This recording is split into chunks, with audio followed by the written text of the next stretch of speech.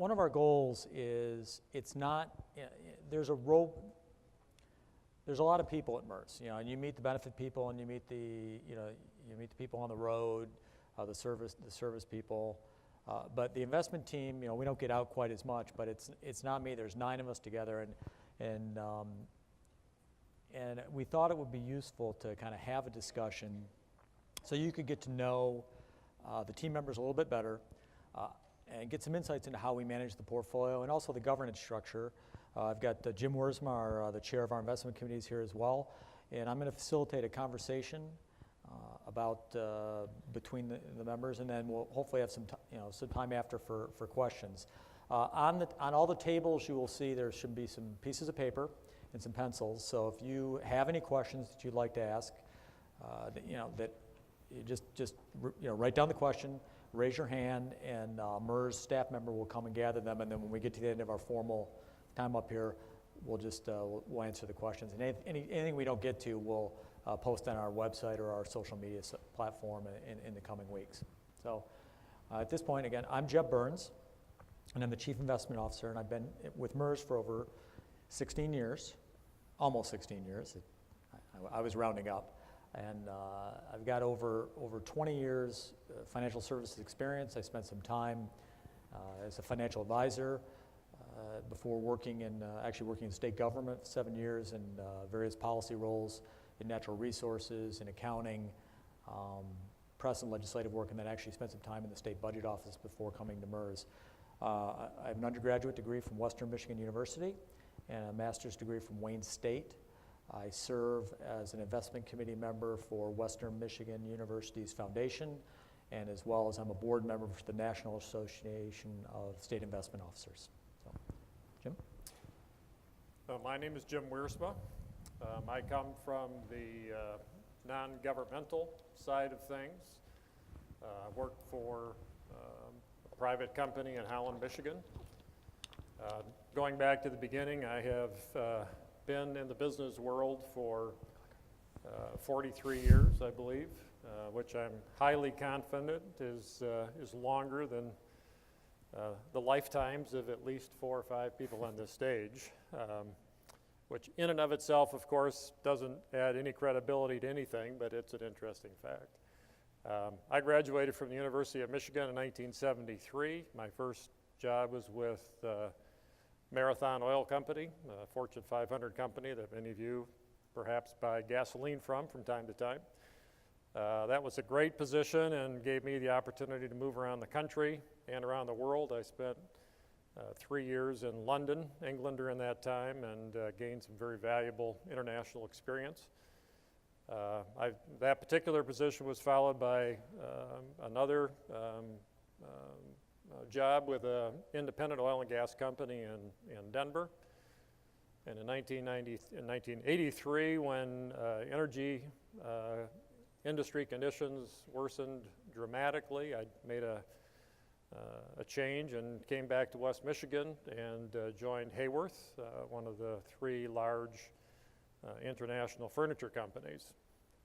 I worked for that operating company for about 15 years, and then working with the family that owns Hayworth, we formed a small investment company, and I'm currently the president of that. Michael introduced me earlier as the president of Family Investment and Resource Management. That's the name of the company I work for. I've been involved in a lot of different roles, largely on the finance side generally of all of those companies. In addition to my work here at MERS, I am on investment committees for 4 other institutions whose assets under management are roughly in the $1 billion range. So this is a very interesting assignment, working with the MERS organization, and fits very well with not only my interests, but other experiences that I've had along the way. Thank you. Peter? Hello, I'm Peter Wajkowski. I'm an investment administrative officer in the Office of Investments. I've worked for MERS now for about 5.5 years. Primary responsibilities are operations, compliance, cash management, overseeing money flows between our custodial bank and our investment managers. Prior to working for MERS, I was in banking for 20 years. Most of that time, about 15 years in commercial banking, and also always working with municipal clients from state, local, and national level. I earned my undergraduate degree from Michigan State and communications, graduated from Saginaw Valley State University with an MBA in finance and a concentration in international management studies. Through my role here at MERS, I currently serve on the board of our custodial bank's client advisory board, and also serve as a board member for Institutional Society of Risk Professionals, which MERS is a founding member of that organization. Michael? Hi, my name is Mike Schraben, and I'm an investment officer and portfolio manager with the Office of Investments. Graduated from Michigan State University with a degree in finance, and I've been with the Office of Investments for a little over 10 years now. My first 1.5 years was actually spent through our internship program, and the reason I mention that is because we have a very strong internship program which is facilitated by a great working relationship with Michigan State University. Am I mic'd? Yeah, okay. This point's just worth mentioning. So Mike actually, as you said, came out of that program. 2 of our analysts also came out of that program. It started over 15 years ago, and we have, we take the best students from the business school. We get 2 of them. We work them each semester in the summers, and you get a couple things out of it. We get, as we've grown, we've been able to actually vet and hire really good people.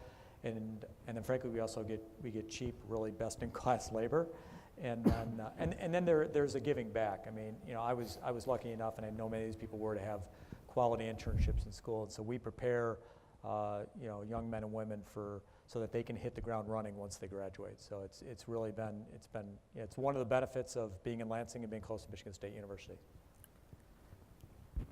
Just to finish up on my bio, I'm a Chartered Financial Analyst, or CFA charter holder, earning that designation in 2012.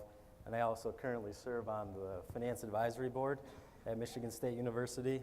And here at MERS with the Office of Investments, my primary responsibilities include overseeing the fund's asset allocation study, as well as internal asset management program, external manager monitoring and selection, and also managing the fund's diversifying strategies portfolio. Mike? Hi, I'm Mike Charette. I'm the Director of Public Markets, and I've been at MERS for 14 years. So, although I was born and raised in Michigan, I went to college down in Atlanta at Georgia Tech, and I received my bachelor's degree focusing on finance and accounting. After graduation, I worked for a small institutional investment consulting firm there, and our clients were corporate pensions, endowments, and foundations, and I worked on their asset allocation and manager selection. In 2002, I had an opportunity to move back home to Michigan and start at MERS, and I've been here since then. Like Mike, I studied for and received my CFA designation. After I completed that in 2006, I enrolled in the MBA program at the University of Michigan's Ross School of Business, where I graduated in 2010 with honors. Today at MERS, I'm responsible for all public market investments, so that means our stock and bond portfolios, both in the U.S. and internationally.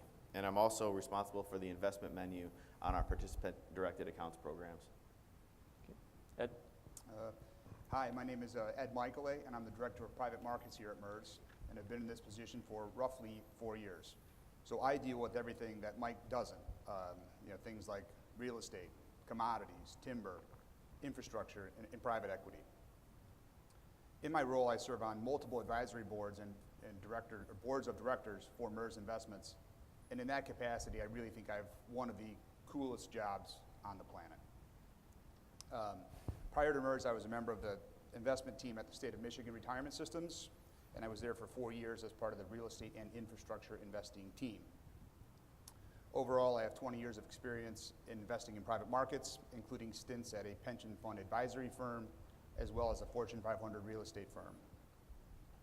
I moved to Michigan back in 2001 from Chicago after completing my MBA at Northwestern University, where I studied finance, real estate, and entrepreneurship. For undergrad, I attended Brown University, where I graduated with a degree in mathematical economics, which is actually a degree. Ed, did you have any other interests when you were at Brown? I'm not sure where you're going with this, Jeb, but I did play varsity football there. What was your position? I was a receiver.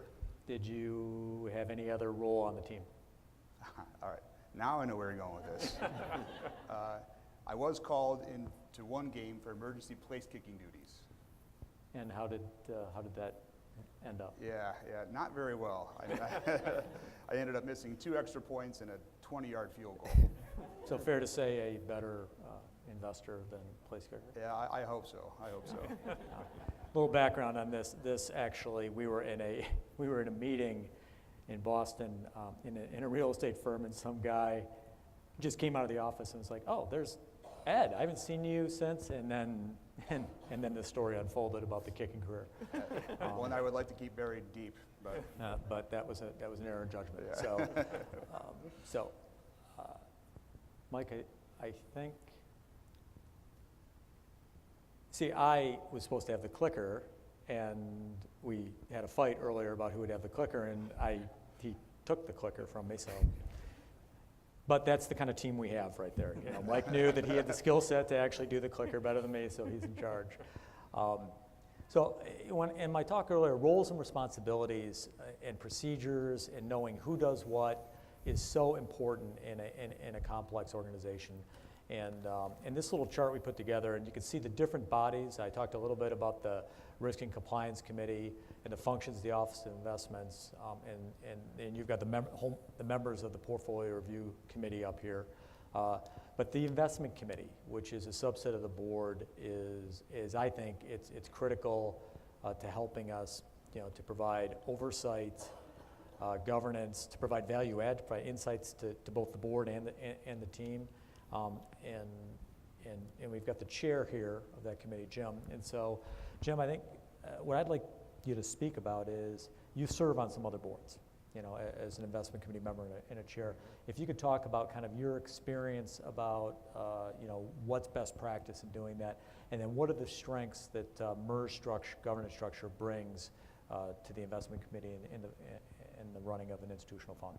Certainly.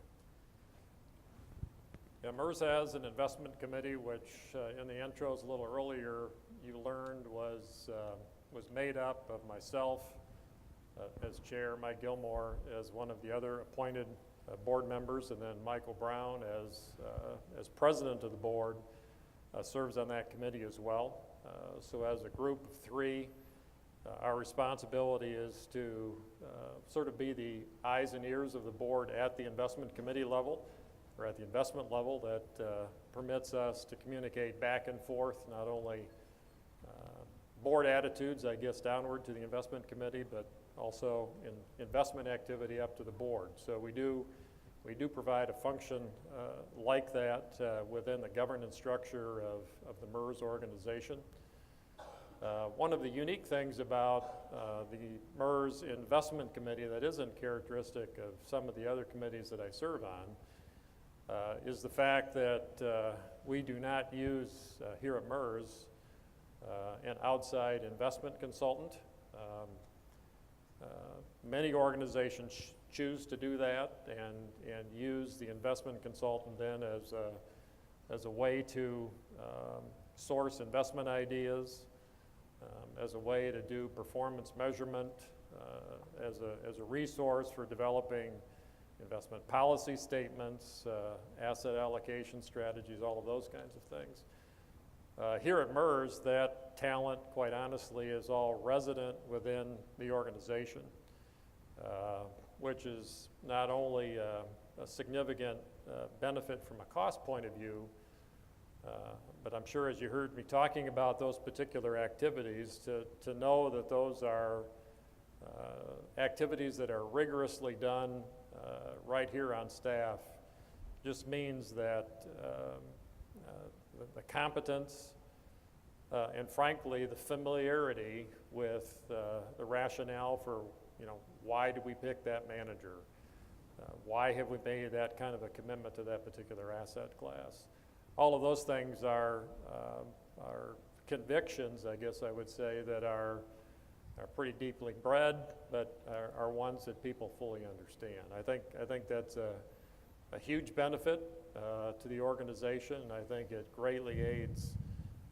the way that the Portfolio Review Committee functions together, because obviously everyone knows in a very intimate kind of way why the portfolio is constructed the way it's constructed, how it's performing, what asset classes are perhaps in favor, which ones are not, which managers are on the bubble and perhaps not to be a part of the team, and yet which ones are perhaps not performing, but which are still very, very strong members of the team.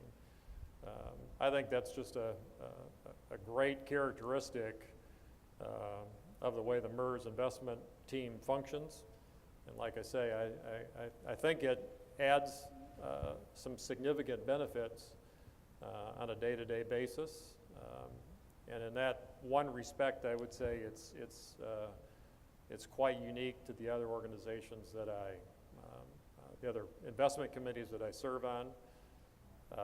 We do the things internally here that a lot of other investment committees, because of the fact that there's a smaller asset base in place, where perhaps a nonprofit doesn't have the staffing with the horsepower to kind of undertake those activities. So inevitably, taking those kinds of activities outside to an investment consultant becomes something that has to be done. I think here we've made the decision that we want to handle those things internally. And from my perspective, we do an outstanding job with regards to all those different dimensions of how to run an institutional portfolio. Thank you. Thank you. Mike, if you could just dive in a little bit more into the asset allocation, I think that'd be great. Sure. Thanks, Jeb. One of the most important things that MERS does as an organization is establish its asset allocation. And it's a long-term proposition. So when we run the asset allocation, we make capital market forecasts using a 10-year investment horizon. In the asset allocation decision, it's a constant trade-off between risk and return. In the 2016 asset allocation study was completed earlier this year and approved by the board on Tuesday. And the pie chart here shows that asset allocation study. And we practiced this morning and those category names were there, so I'm not sure what happened. But again, the majority of the portfolio, 55.5%, is in global stocks. 18.5% is in global bonds, and then the balance is in real assets and diversifying strategies. The key findings from this year's study include, as Jeb mentioned several times, low expected returns for fixed income going forward. Bond yields today are about 3% lower than their historical average, and that means that future returns for bonds will be lower.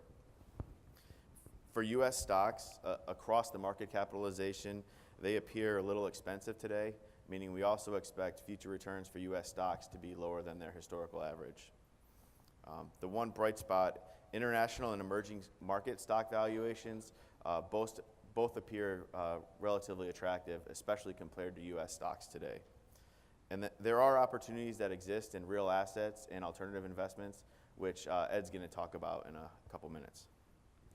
Could you talk a little bit? We're at 70% externally managed and roughly 30% internally. But could you talk about how we manage and select and monitor our external managers? Sure. With 76% of the portfolio being externally managed, it's critical for us to maintain a systematic process for our investment manager due diligence. And really there are 6 factors that we consider when analyzing an external investment manager. And the first part is just the organization, and we want to make sure that they have a stable organization and that they are capable of managing institutional assets. And then we also look at the people, and in general, we prefer a team approach for our external managers as opposed to one star fund manager who's making all the decisions. Process is critical. We must understand their investment philosophy and take the opportunity to stress that philosophy and make sure that it endures over time. And then although it's not exactly exciting, we also do look heavily into their procedures, especially their risk and compliance, their trading, and then their reporting. It's important that the back office that they have is able to manage institutional funds. And then we look at performance, and we want managers who have a historical track record of outperforming their benchmarks. However, we're not just going to go and hire the manager who performed best last year, because the one thing we know about investment performance is that it does tend to revert. So the fund that performed best last year is unlikely to be the one that performs best this next year. And then the final thing we consider is just price, and we are very cost effective. So we're always looking for a deal, and we negotiate very hard when we're dealing with these external managers. Yeah, I think it's fair to say we have, I know saying a bad reputation would be maybe not. Investment managers don't like, they know that we've got, like, as Jim said, we have the tools and we have the research internally, so we know what it costs to manage a portfolio. And we know what market pricing should be, and we figure that out, and then we negotiate. And we've got the reputation. We can find other people, but our fees are pretty low compared to many people. I think one thing that's worth mentioning is with our external managers, is while we don't have a general consultant, we will look for managers who could provide that value add. Because for the asset size, we have a good team, but not a large team. So we will leverage off of our vendors and our managers for research and insights into the marketplace, and that's another intangible that we do look for. I think at this point, I'd like to ask Michael Schraben to speak to the internal asset management program. Sure, thanks, Jeb. Before I jump into the evolution of the internal asset management program, I think it's really important to highlight why we manage assets internally versus externally. And the main reason we do that is to reduce costs.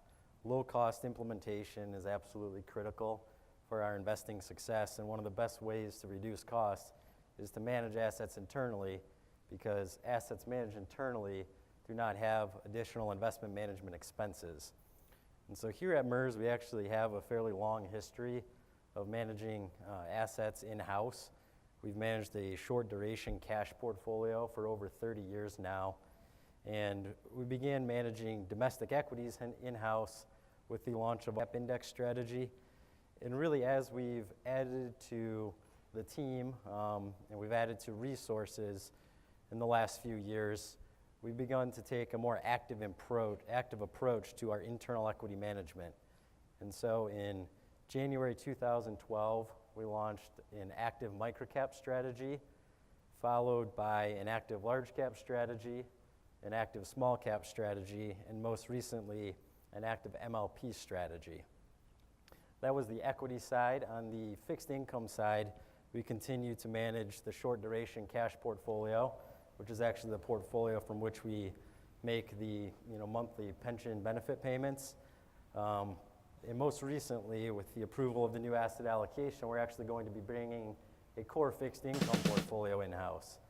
And the cost savings just on bringing that portfolio in-house alone is roughly $1 million. So you can see it's real cost savings we're able to generate. So in total, we manage 8 different strategies across both equity and fixed income in-house. And the long-term goal is to be managing a majority, if not all, of our domestic equity strategies in-house, and eventually expand the internal asset management program to include international equities as well as emerging market equities. Thanks, Mike. Now, Ed, you did say you have the coolest job of everybody here. I think I do. And you did say that, actually. So if you could talk about the benefits of private market investing. Sure. So while the public markets are highly efficiently priced, meaning there's multiple buyers and sellers of stocks and bonds in the market every day, the benefit of private markets is really they don't trade as frequently. So situations exist where, for one reason or another, the owner of an asset has to sell. They've got too much debt on the property, or the ownership needs to change. And those are situations that MERS, as a long-term investor, can take advantage. So could you give us some examples? Sure. Mike, you want to hit the clicker for me? So we just happen to have a couple of slides about things we've done recently for our portfolio. It's almost like we planned this. Yeah. So what you see here are a couple of things we've done in our real assets portfolio through agriculture. And let me pause here and just, the ability to do these kind of investments, really is a function of the size of MERS. At $9.5 billion, we can still, make sizable commitments to different investment opportunities, but still retain the benefits of diversification. So, if you're a small plan managing your own assets, you can't access these type of investments because you just don't have the scale, or the diversification that's required to keep a balanced portfolio. So as you see on the slide here, the photograph in the upper left and lower left really is a couple of pictures of almond orchards. So the background story here is that MERS made an investment in 2014, early 2014, in an almond orchard that was owned by a company that was under siege from a hedge fund.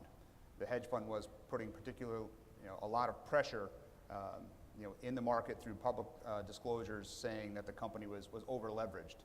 And as a reaction, the company had to sell this almond asset. So MERS was able to step in as part of a consortium to buy this asset. And as a result, we own now we own the largest percentage of that consortium, where we own 4% of the world's almond production. Fast forward 3 years, so when we talk about advantageous pricing or taking advantage of certain situations, we bought this asset at a level of roughly $200 million in combination with other investors, and the current holding value of that asset is nearly double that.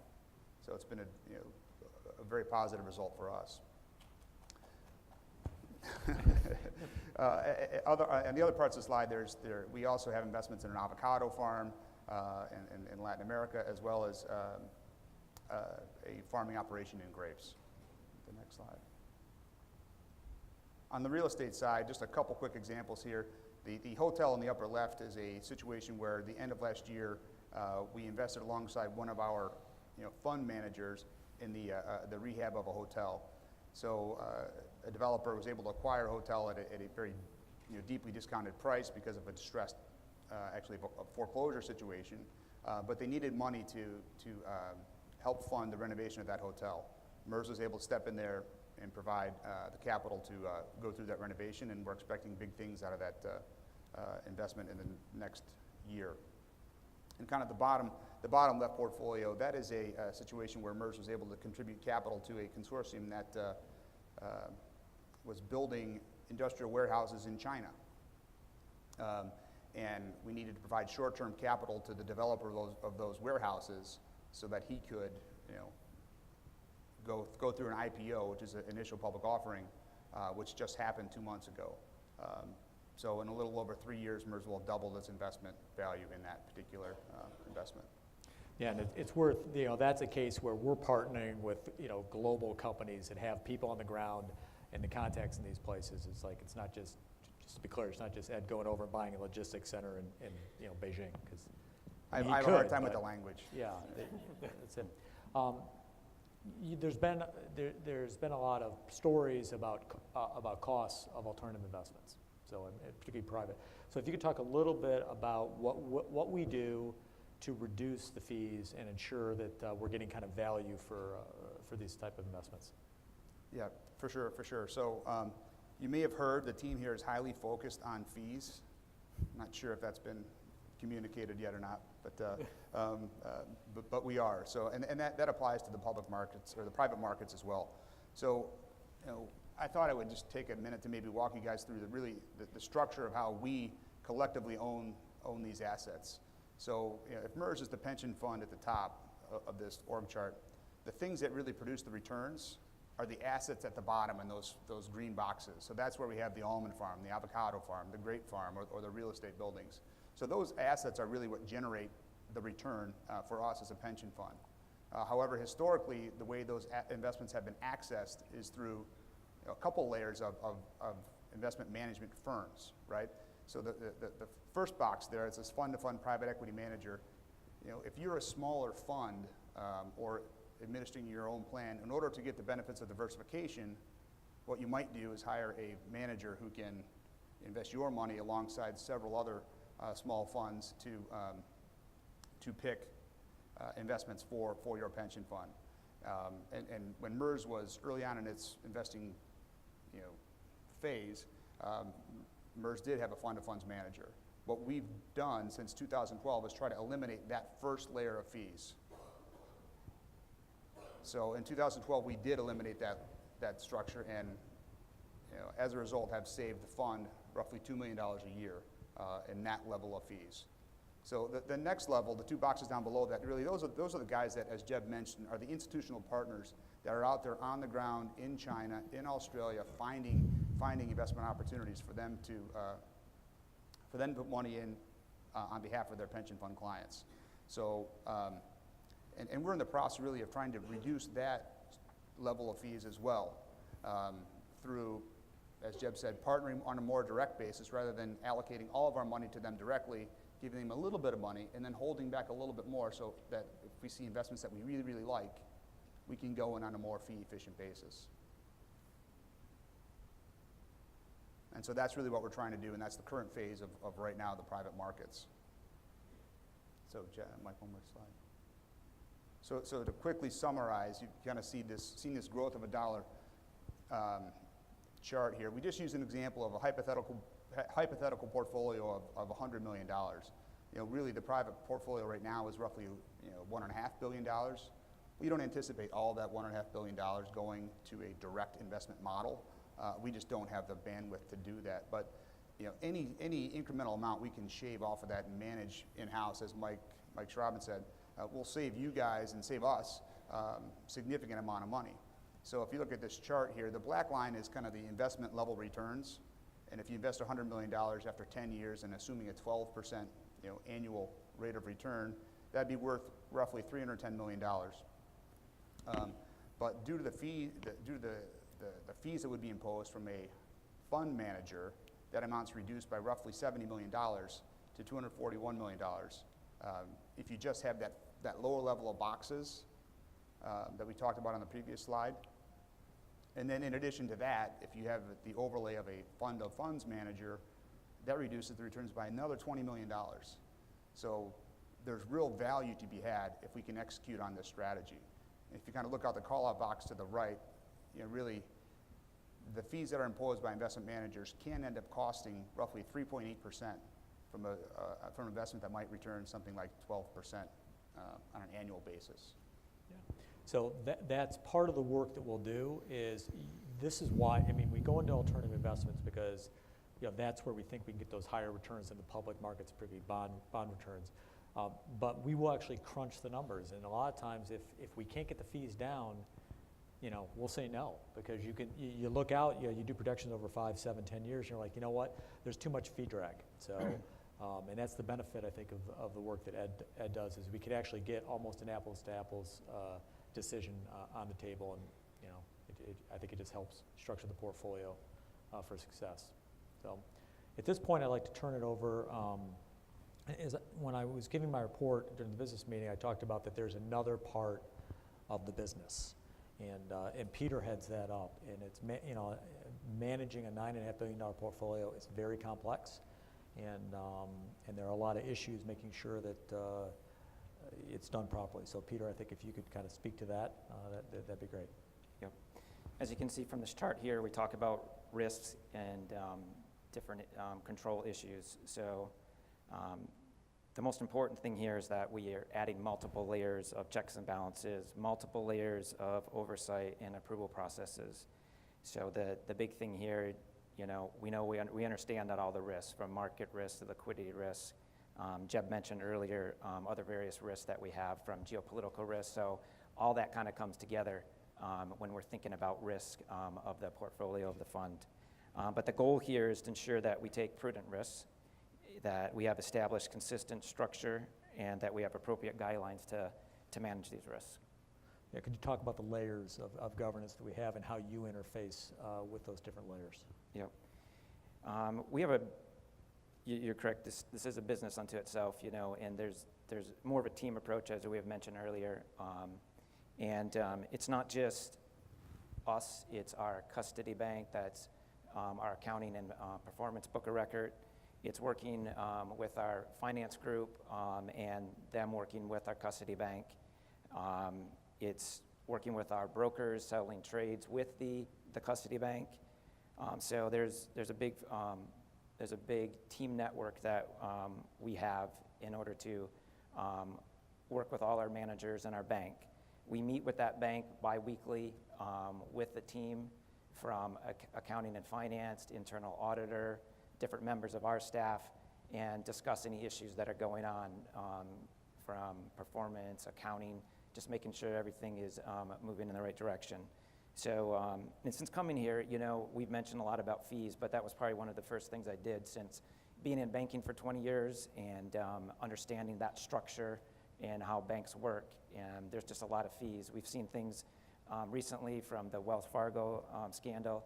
You know, there's a big push that they're trying to make money, which they should do, but there's just a lot of fees that they're charging. So I understand that, and I think we've done a great job at negotiating fees in the last 3 years, working with our custody bank, bringing our fees down there, working with the other investment managers and trying to bring those fees down. So we've done a great job at making a value add and trying to negotiate on the fee side. Yeah. Well, Peter's 20 years experience, you know, and that's specifically why he was brought on is, you know, he understands the inner workings of, you know, the operations side, and he has added significant value. Beyond him, just so you know, we have a dedicated operations and compliance analyst under him, and then in his group really interfaces with legal, internal, and external audit. So we've got dedicated professionals focusing on that part of the business to make sure that, you know, from a regulatory and compliance standpoint, that we don't ever have any issues, because we're, you know, at the end of the day, we're a financial service company, and, you know, your reputation is all you have, and it matters, and we at MERS take it very, very seriously. Mike, Charette, if we could talk a little bit about participant-directed account program. That would be DC 457 and the other products, actually, that Chris highlighted during his talk. Sure. Yeah, we spend a lot of time researching behavioral economics to understand how participants select their investment options, and we really want to make it easier for them. So our investment menu is structured into 3 tiers to make it as simple as possible. And that first tier, we call it the do it for me. And really with this, you only need to make one decision, and that's the year you expect to retire. Everything else is managed for you in a diversified portfolio. And we'll have a short video in just a second that will illustrate those portfolios in more detail. The second tier is the help me do it. And this is for the individual who wants to select their own asset allocation. Where possible, we carve out portions of the defined benefit portfolio so our PDA participants can benefit from the economies of scale and the investment oversight that DB portfolio offers. And for example, there's a large cap index on that menu. That large cap index is managed by the internal team that Mike was talking about a couple minutes ago. And because we do that internally, there's no cost to a third-party asset manager to help keep that fee as low as possible. And another investment option on this portion of the menu is the MERS Total Market Fund, which allows you to invest directly alongside the DB portfolio, and you even get access to the deals that Ed was mentioning with the real assets and diversified portfolios. And then the final tier is the I'll do it myself, and this is really for the experienced investor who wants to do everything himself. There's a brokerage window where they can go out and select outside mutual funds, ETFs, and other publicly traded securities to really build their own portfolio however they want it to look, and that's managed through TD Ameritrade. And then finally, the investment menu, it's overseen by the MERS board and by our Office of Investments. So we've got a short video on the retirement strategies.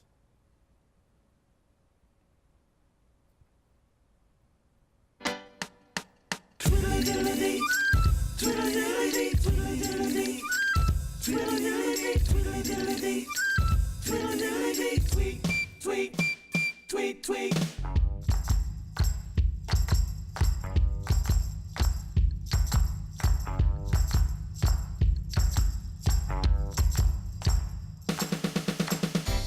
Tweet, tweet, tweet, tweet, tweedledee. Ooh, tweet, tweet, tweedledee.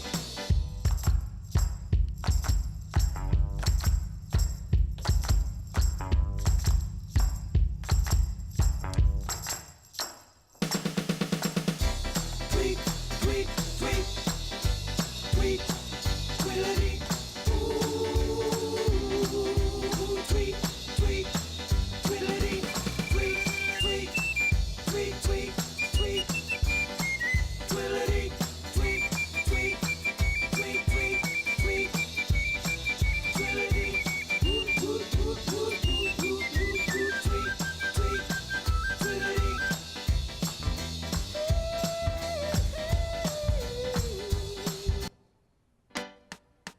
Tweedledee.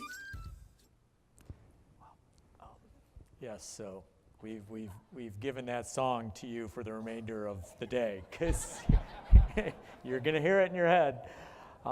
Great video, good content, and I think that's a big part of what we do. Mike and I particularly are really focused on trends in that area, and it's, I think as Chris showed in his presentation, it's a growing part of our business, and it's an offering, and we want to make sure that we structure an investment program on the participant directed accounts that meet your needs and implements best practices. So I think at this point, we're kind of that kind of covers kind of all the questions we wanted to kind of bring to you, but happy to answer any questions that any of you have asked.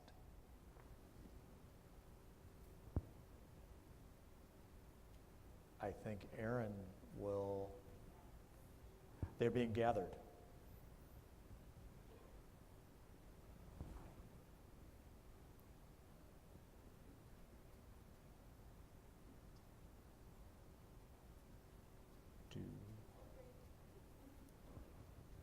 Do we have questions or not? Questions? Question. Okay, hearing none? Nope. Hold on, we got one. Oh, no, we do have one, okay.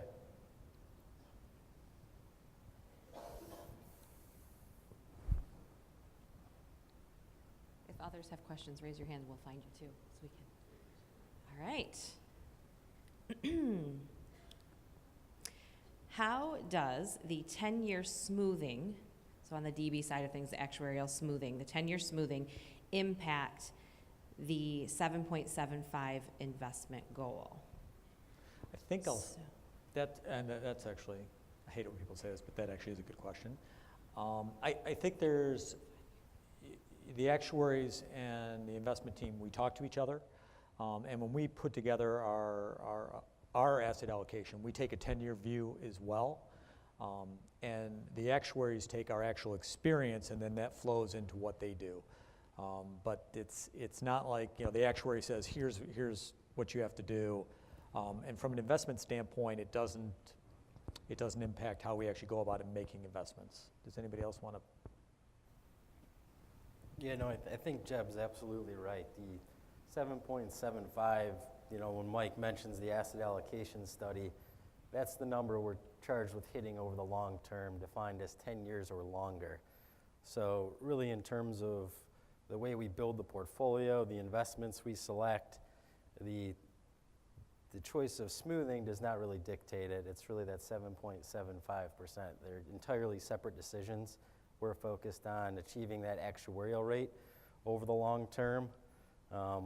So one's an investment decision and the other one is an actuarial decision. So it really doesn't dictate our decision making in terms of the portfolio management aspect.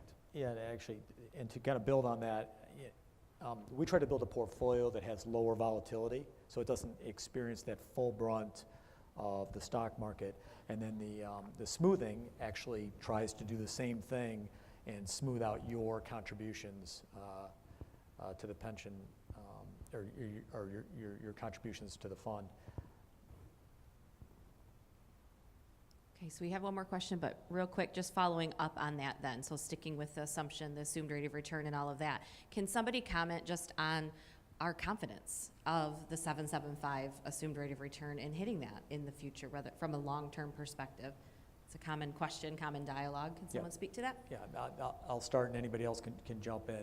I think if you look at history, and remember, we're taking, MERS has not, for its whole history, MERS had an 8% assumption. This is the first time we've taken it down.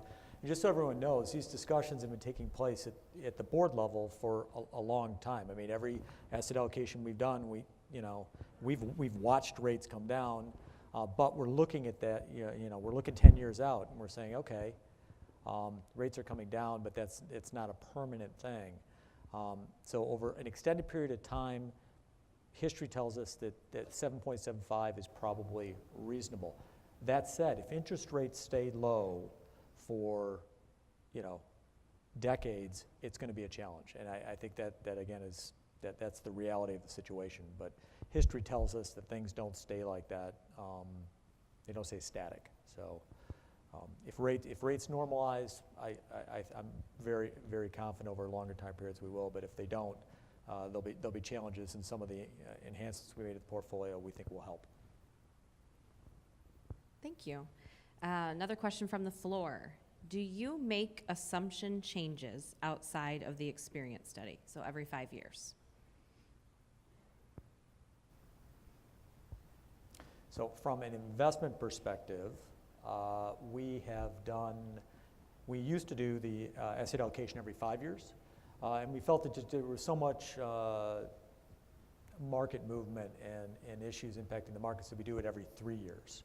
So we really do a robust academic study where we assess what we think the return assumptions are going to be.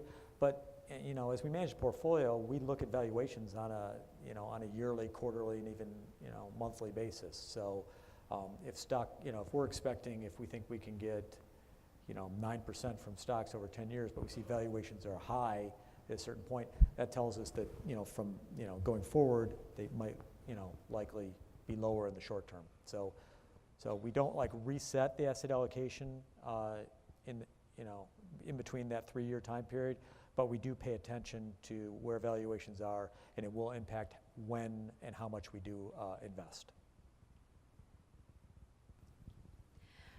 Another question from the floor. Thank you. Can you guys talk a little bit about the risks involved of investing internationally? So how you determine which economies are good buys at this time, given everything going on in the environment?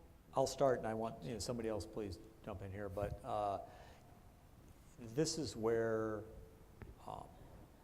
we've made a decision right now that we think that's a place where active management makes sense, particularly in emerging markets. In the U.S., we've gone more and more towards passive investing. But in emerging markets, you have each country has different political risks, regulatory risks, and we think that a manager that has the expertise, the knowledge, has been on the ground there, and can really assess how dangerous a neighborhood it is. We think that that's important, and we have active discussions amongst the team about the risks in various regions. Another example that I'll just say is like on the private side, where there might be varying degrees of comfort going into, say, public equities in Russia, in an index. We wouldn't do a private investment in Russia just because we're just not comfortable that there's a strong enough rule of law there. So, anybody else have anything? Yeah, when we looked at invest overseas, we take a valuation focus. So we really do look at what the price to earnings ratio is on a market and make sure that we are getting a fair value or getting something that's cheaper than its historical return. And also we do take into account currency when we're making international investments as well. And a good example of this is the almond farm that Ed mentioned. When we bought that in 2014, the Australian dollar was trading at 105 compared to the US dollar. So the Aussie dollar was really expensive.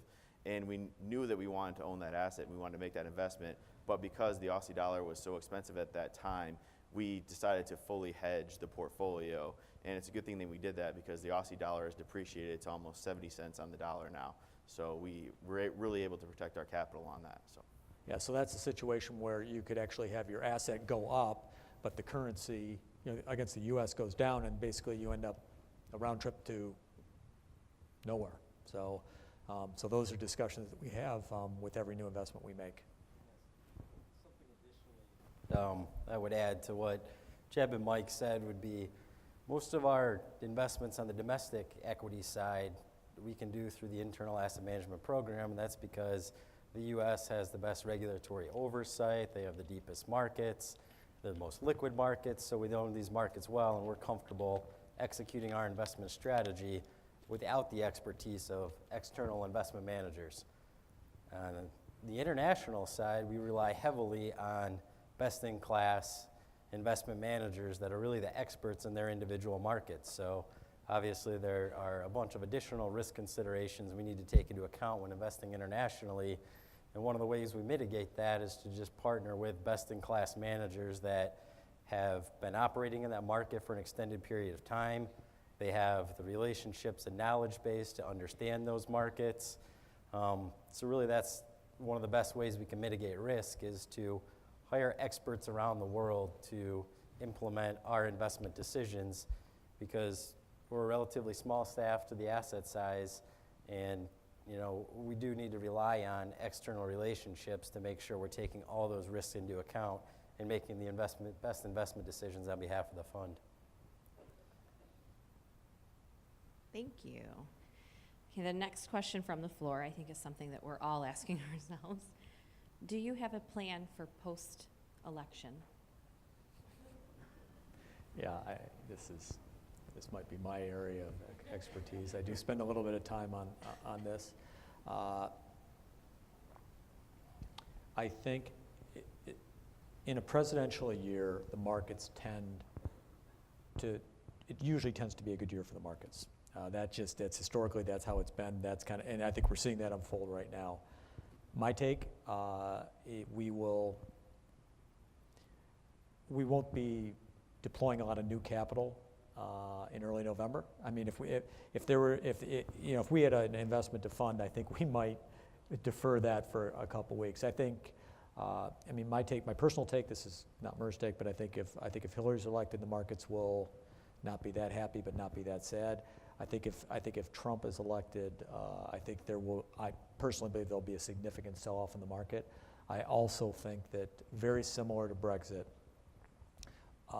the drama will be short-lived, and then the markets would probably within a week or so pop back up. That's that's kind of how I take it. And I think for us, when I was talking about the markets go up and down much more quickly today. So we're still taking longer-term views. So the way we really implement it is like, if we're deploying capital, we might just hold a little bit, but we're not trying to be that tactical on our deployment because we can't control when those shocks are going to happen. Yeah, maybe just one other perspective on that. In addition to the president being elected, of course, there's a House of Representatives and a Senate that has to be restored to full strength. And I think in addition to the president that's elected, then the question is who controls those two houses? And I think, at least on the basis of some of the reports I've seen, as long as there's a president who is paired up with a Senate and a House that are not of the same party, there's a high probability that check and balance situation will really kind of preserve the sort of environment we find ourselves in at the moment. If you find yourself with a president and both the House and Senate are of the same party, that suggests that actions can be taken that could not have been taken over the course of the last 8 years. So I think that's the other element of the whole political discussion that has to be watched very carefully. And I think if one party dominates all of both the executive and legislative branches, that's another element to the calculation that people in the investment business are going to have to take pretty careful consideration of. That would be exciting. Yeah. It would be excitement. Okay, Jeb. So I'm standing between people and lunch. So we have two last questions here. If others have questions, please write them down on your postcards. Put your name, get it to a MERS staff member. We'll get it followed up for you. We'll get you your answers, but we'll wrap up with these two. The first is, could you talk a little bit about who our custody financial institution is, so the bank, and is it more than one? And then kind of a follow-up to that, on if it's more than one or just in general, how do we determine the strategy of managing the liquid assets between the institutions? Well, the custody bank is State Street Bank out of Boston, so it is just one custody bank for our DB portfolio. And so they do various things from us. As I mentioned a little bit, there are accounting book of records, so they track the accounting of all those managers. We do a reconciliation through our finance group on those managers with State Street. There are performance book of records, so they calculate our performance for all those managers on a monthly and quarterly basis. So again, it's just one. They do numerous other things for us, from security lending. They reconcile with our brokers on all trades. So within that custody, they're really tracking every investment that comes in from the public markets, and then from the private markets, they consolidate statements from us from all those different managers to get us to the returns from that too. And the second part of the question was? Our strategy of managing the assets between the institutions, which we just have the one, so not applicable, I don't think. If you agree. Yes. So the next question and last question, which we have queued up probably a tag team with our actuary here.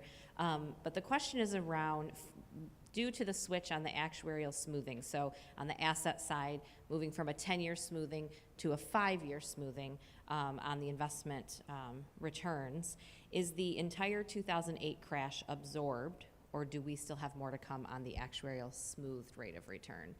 I don't know if you guys want to take the intro of it, but we've queued up Jim too from the actuarial side, because it really is an actuarial piece.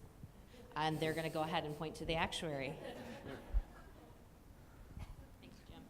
Yeah, as of the last valuation, all of the loss that occurred in 2008 was not fully realized. So there's still about 20% of 2008 that's not yet been recognized, but scheduled to be recognized over the next 4 years, beginning with the 2016 valuation.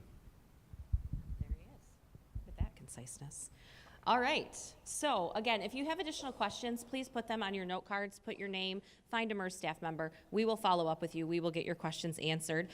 Please join me in giving our investments team a round of applause.